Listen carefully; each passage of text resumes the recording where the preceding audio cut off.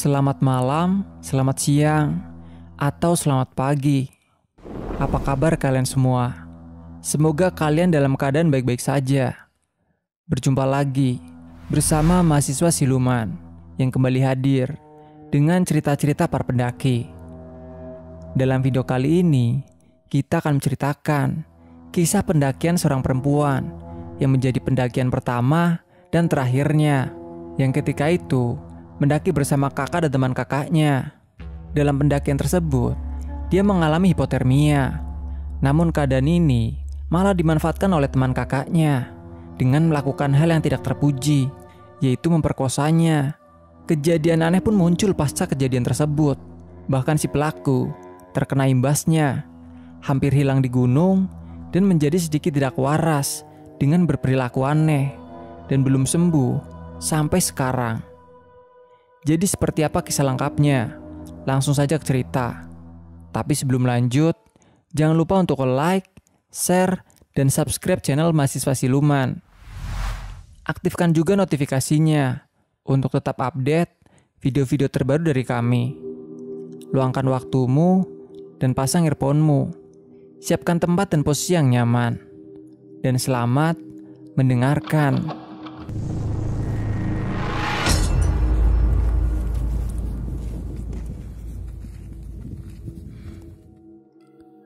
Perkenalkan, namaku Yufli.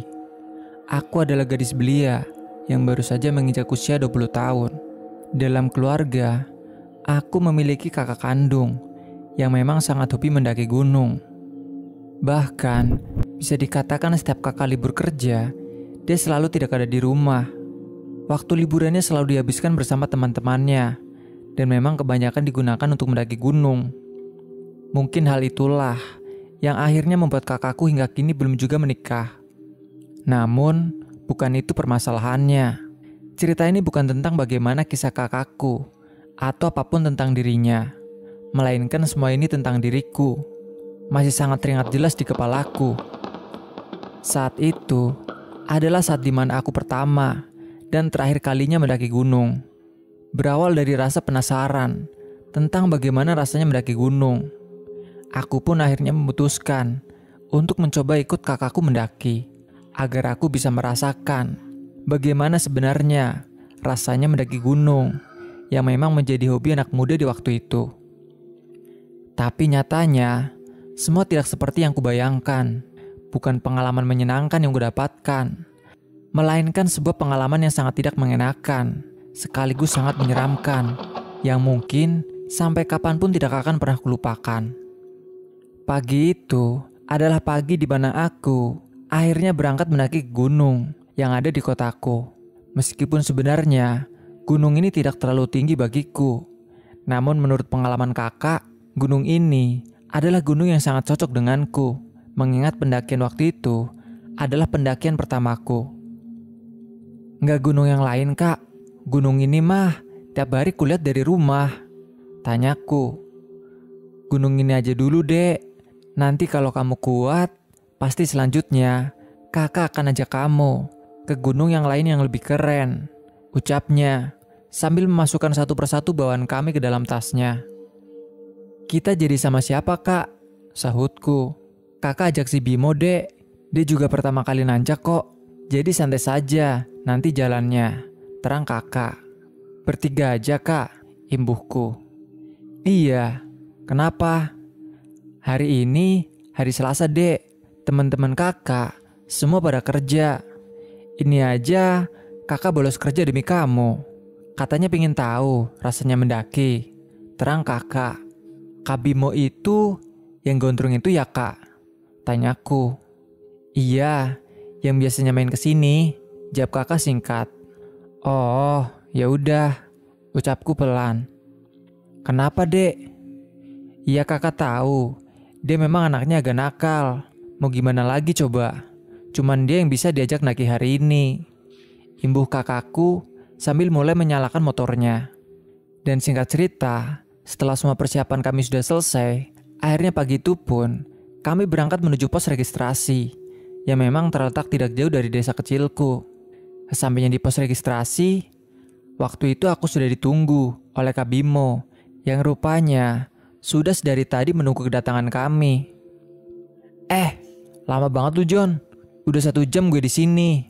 Katanya kemarin berangkat jam 8. Ini jam 9 lu baru nongol, ucap Kak Bimo. Dan setelah melakukan obrolan kecil bersama Kak Bimo, yang selanjutnya menyelesaikan proses pendaftaran, akhirnya kami bertiga pun memulai pendakian. Sepanjang pendakian, waktu kuhabiskan dengan sesekali mendengarkan kakakku yang bercanda dengan Kak Bimo, sembari aku menikmati udara sejuk serta pemandangan yang memang terlihat sangat menakjubkan. Pantesan kakakku ketagihan, orang pemandangannya kayak gini, ucapku dalam hati. Setelah berjalan kurang lebih 4-5 jam, akhirnya kami pun sampai di puncak gunung ini. Siang itu, suasana gunung sangatlah sepi. Selain hari itu bukanlah hari libur, waktu itu memang kebetulan setiap harinya selalu turun hujan. Mungkin hal itulah yang membuat gunung ini sangat sepi pendaki. Dan setelah tenda kami berdiri, akhirnya kami pun duduk bertiga di depan tenda sambil memulai membuat secangkir kopi karena cuaca yang terlihat mulai mendung. Waktu itu, kami memang hanya membawa 1 tenda. Karena selain memang kami hanya bertiga saja, saat itu pendakian kami bisa dikatakan mendadak karena akulah yang memang memaksa kakakku agar tidak menunda-nunda pendakiannya waktu itu. Dan singkat cerita, malam pun tiba. Malam itu, hujan turun dengan sangat lebat. Karena tenda kakakku yang sepertinya bukan tenda yang mahal, akhirnya air hujan pun dengan leluasa masuk ke dalam tenda kami melalui celah-celah jahitan tenda, yang akhirnya membuat seluruh isi tenda menjadi basah tidak karuan. "Kak, dingin banget, jaketku basah," rintihku. "Iya dek, sabar ya. Ini kakak bikinin minuman hangat," ucap kakak sambil menyalakan kompor kecilnya di dalam tenda. "Ya ampun, dingin banget. Kita bener gak boleh bakar-bakar nih John. Kan kayu banyak banget nih. Aduh, gak kuat aku John," keluh Kak Bimo. "Gak boleh Bim. Dulu memang boleh, tapi sekarang sudah gak boleh. Karena pohon di sini semakin lama semakin habis. Kalau kita bakar-bakar, besok pagi kalau ketahuan orang base camp, kita bisa didenda. Orang base camp tiap pagi ke puncak sini Bim, ngecek keadaan puncak," terang kakak. "Masa bodoh, aku kedinginan," ucap Kak Bimo sambil bergegas keluar tenda.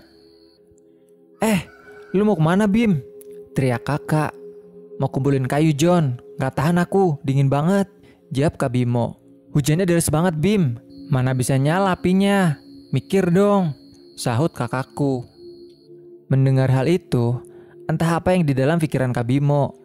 Malam itu Kak Bimo tetap bersikukuh keluar tenda dan terlihat mengumpulkan kayu yang akan dia bakar untuk menghangatkan tubuhnya. Namun sayangnya, usahanya pun tidak kunjung membuahkan hasil.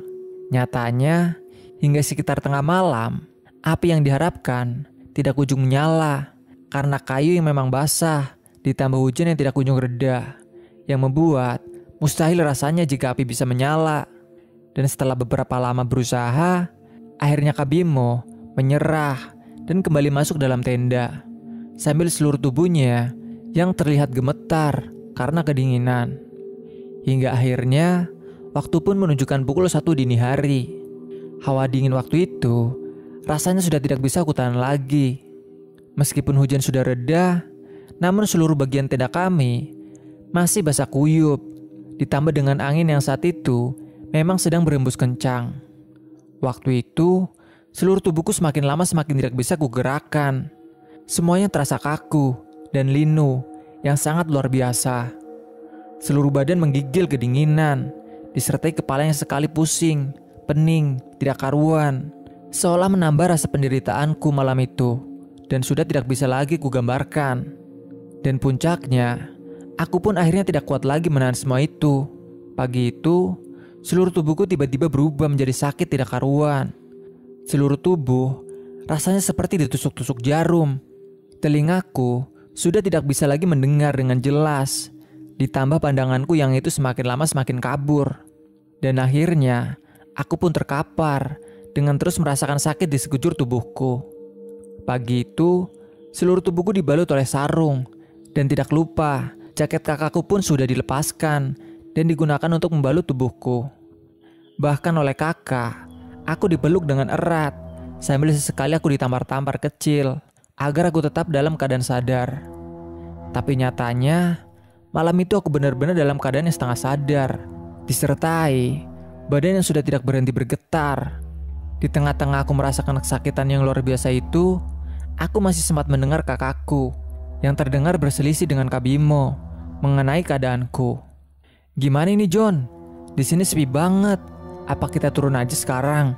Adik lu udah semakin parah," ucap Kak Bimo lirih.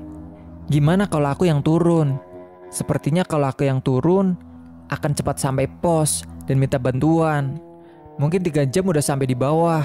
Kalau lu yang turun, yang ada lu malah nyasar. Mending lu di sini jagain adikku, biar aku lari ke bawah," ucap kakakku.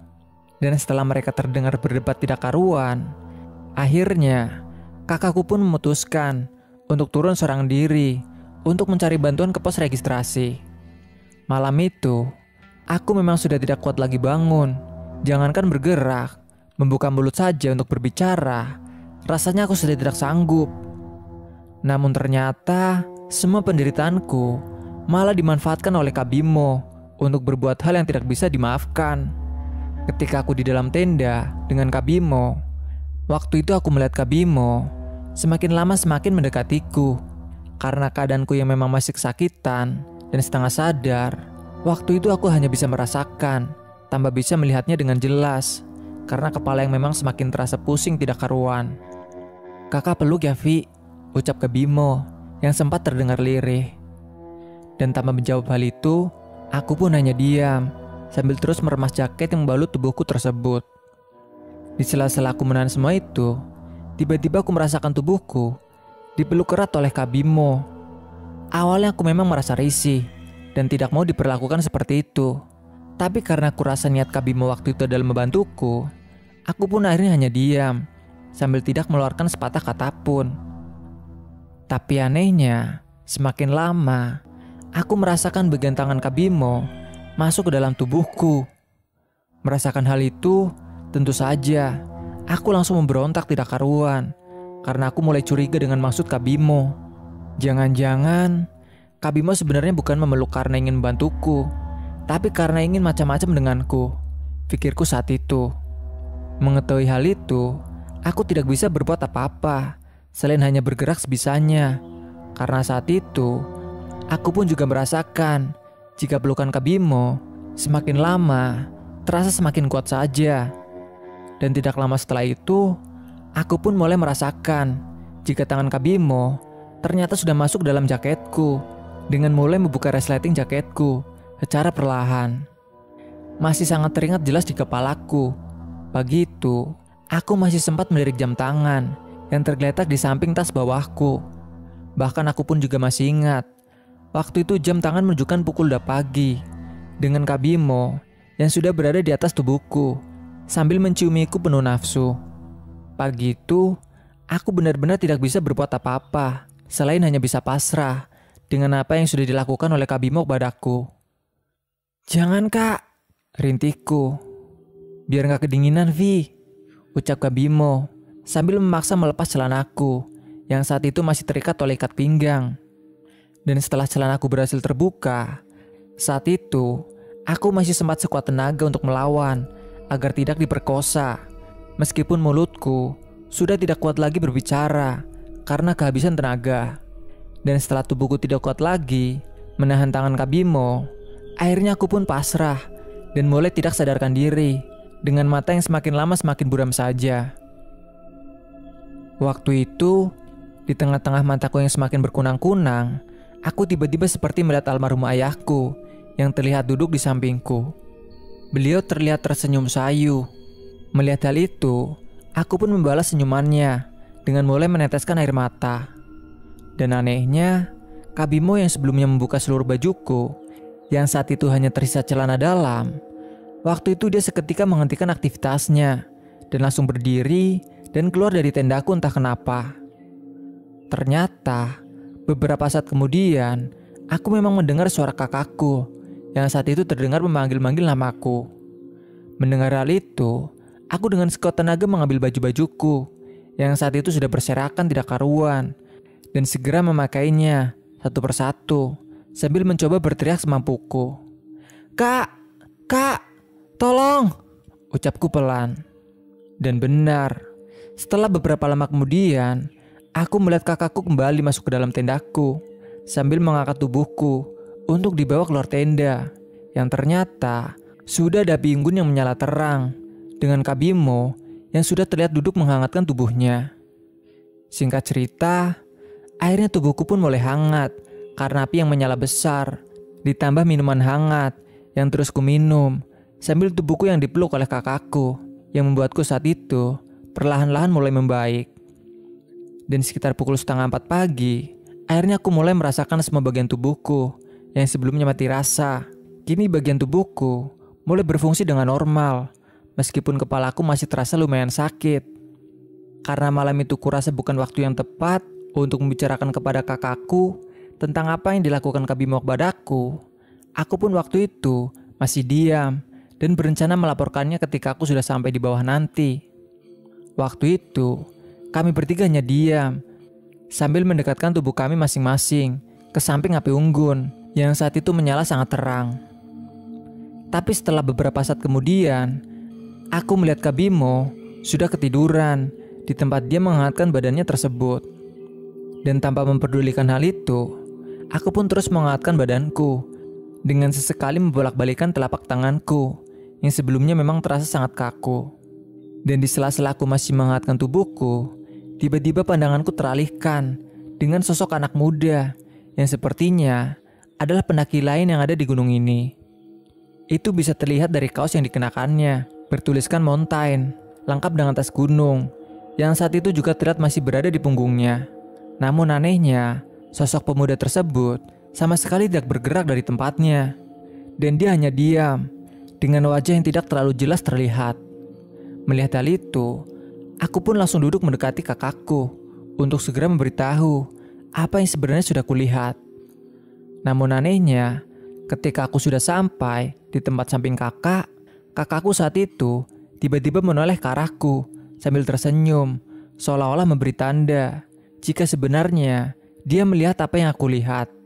Mengetahui hal itu, aku pun kebingungan dan mulai meremas tangan kakak karena aku seketika menduga jika yang saat itu aku lihat adalah makhluk halus. "Kak, ayo masuk tenda kak, aku takut," bisikku. Lagi-lagi, kakakku hanya diam sambil mulai memegang tanganku agar aku lebih tenang dari sebelumnya. Dan belum selesai aku melihat sosok tersebut yang memang tidak kunjung pergi, aku tiba-tiba mencium aroma yang sangat tidak sedap yang sepertinya berasal sangat dekat denganku. Aroma tersebut tercium kuat, seolah berasal dari sebelahku yang saat itu adalah kakakku. Tapi sayangnya, belum selesai aku memastikan hal itu, lagi-lagi pandanganku teralihkan dengan sosok kakek-kakek yang terlihat membawa sikat kayu yang berjalan bungkuk tepat tidak jauh dari tenda kami berdiri. Sosok tersebut berjalan begitu saja tanpa menghiraukan keberadaan kami. Dan yang paling membuat aku terkejut adalah salah satu kaki kakek tersebut terlihat hancur seperti habis kecelakaan. Hal itu terlihat dari darah yang berceceran tidak karuan mengikuti langkah kakek yang bergerak secara perlahan. "Kak, itu siapa kak? Ayo masuk kak, aku takut," rintihku. Dan tanpa menjawab perkataanku, tiba-tiba kakakku menarik tanganku, seolah langsung menyetujui ajakanku untuk segera masuk ke dalam tenda dengan tidak memperdulikan keadaan Kak Bimo yang saat itu sudah tertidur pulas di luar tenda. Dan tidak lama setelah itu, akhirnya kami pun tertidur.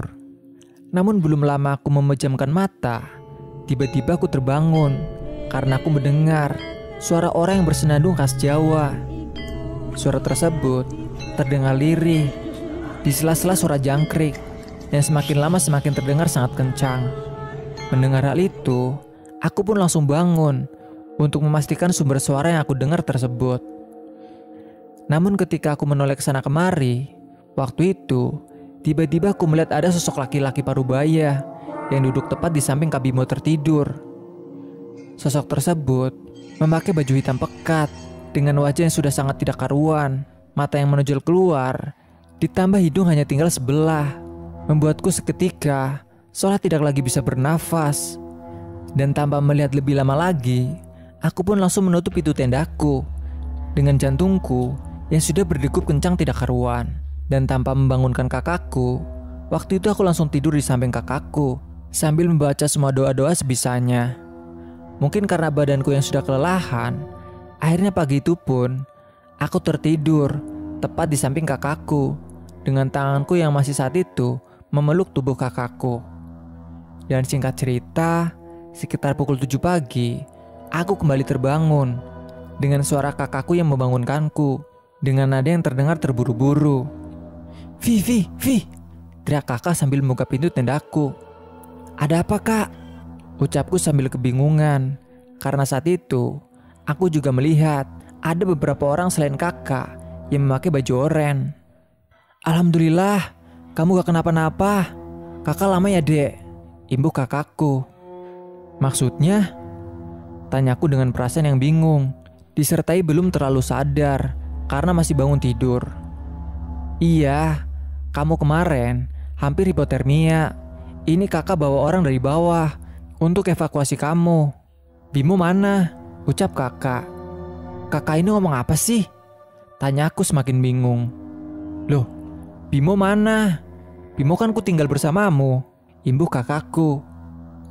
Loh, kan kakak biarkan dia tidur di luar. Kan kakak tidur sama aku di dalam. Jawabku. Kamu ini ngomong apa? Aku kemarin malam turun cari bantuan. Ini baru balik sekarang, terang kakakku. Mendengar hal itu, aku pun langsung mengemasi barang-barangku dan tanpa menjawab pertanyaan kakakku lagi. Ayo bantu aku beres-beres, kita ngomong di bawah saja, ucapku dengan langsung memasukkan semua bajuku ke dalam tas. Bimo mana? Saut kakakku berulang-ulang. Gak tahu kak, aku mau turun duluan aja.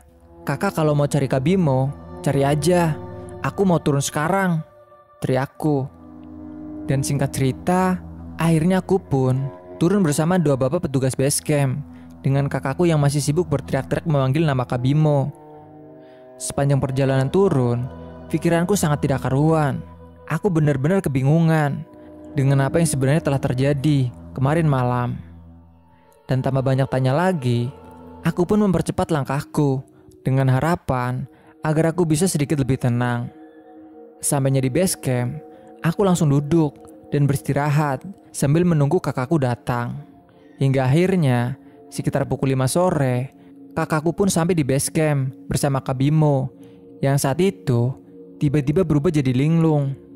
Kak Bimo waktu itu tiba-tiba terus menggigit-gigit tangannya sambil sesekali tertawa, dan tidak jarang pula dia menari perlahan sambil melirik ke sana kemari. Dan setelah semuanya aku ceritakan secara detail, seluruh orang yang ada di pos pendaftaran saat itu seketika terkejut dan seolah tidak menyangka dengan apa yang sudah kualami malam itu. Dan akhir cerita, sesampainya di rumah, kakakku pun seolah tidak lagi memperdulikan keadaan Kak Bimo, yang saat itu kudengar belum bisa disembuhkan hingga beberapa hari. Rumah kami sempat beberapa kali didatangi oleh pihak keluarga Kak Bimo untuk dimintai keterangan dan pertanggungjawaban karena mereka menganggap jika kakakkulah yang awalnya mengajak Kak Bimo dalam perjalanan ke gunung waktu itu.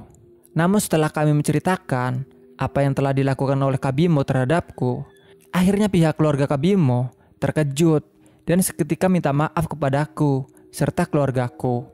Waktu itu kakakku juga sempat emosi luar biasa dan mengancam akan menuntut Kak Bimo melalui jalur hukum atas tindakannya. Tapi mengingat karena keadaannya sudah tidak memungkinkan lagi, akhirnya kami semua memutuskan untuk berdamai dan tidak lagi memperdulikan keadaan Kak Bimo yang saat itu memang belum sembuh dari perilaku anehnya. Dan hingga cerita ini dibuat, aku masih tidak mengetahui bagaimana keadaan Kak Bimo saat ini. Terakhir yang ku dengar dari kakakku adalah Kak Bimo dibawa saudaranya pergi menyusul orang tuanya yang saat itu memang merantau di luar Pulau Jawa. Bahkan setauku, hingga saat ini Kak Bimo masih belum sepenuhnya sembuh dari perilaku anehnya. Dan sejak saat itu, aku pun memutuskan untuk tidak lagi naik ke gunung manapun. Meskipun aku sendiri tidak menyangkal jika perjalanan ke gunung sebenarnya adalah perjalanan yang sangat menyenangkan. Dan dengan adanya pengalaman seperti ini, semoga menjadi pembelajaran bagi siapapun agar dapat lebih berhati-hati dalam melakukan setiap perjalanan.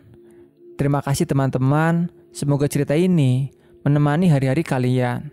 Sekian, terima kasih.